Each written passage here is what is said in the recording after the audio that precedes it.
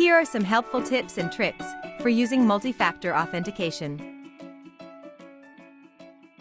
You can speed up your login process and reduce the number of multi-factor prompts by simply selecting a couple of checkboxes the next time you are prompted to provide an additional factor.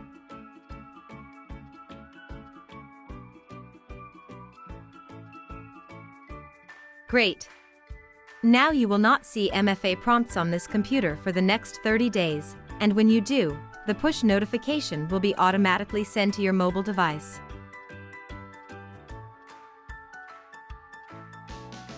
If you registered multiple factors, you can choose which one you prefer to use. Click the drop-down menu next to the Okta icon and select the factor you'd like to use.